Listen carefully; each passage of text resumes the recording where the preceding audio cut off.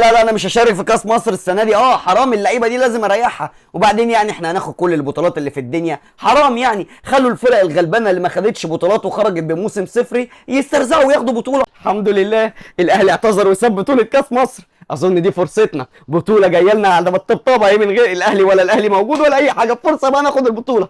قولوا لي بقى هنلاعب مين؟ طلائع الجيش. معلش يا طلائع الجيش استاذنك، انا محتاج بطاقه الصعود اللي معاك دي. عايز بطاقه الصعود؟ عينيا ليك يا زمالك. بطاقه الصعود كانت معايا، اصبر هديها لك اهي. لقيتها بطاقه الصعود. عايز تصعد انت عشان تاخد البطوله؟ اتفضل بطاقه الصعود اهي. ايه ده؟ ايه المفاجاه دي؟ انا بقول لك اديني بطاقه الصعود مش تخرجني من كاس مصر. ده انتوا لسه كسبانيننا في الدوري الماتش اللي فات. في ايه يا جدعان؟ مش كده والله.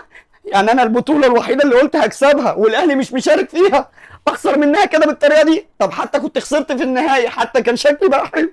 اعمل ايه؟ ولا اقول للاهلي ايه؟ اعمل فيك ايه؟ قول لي اعمل فيك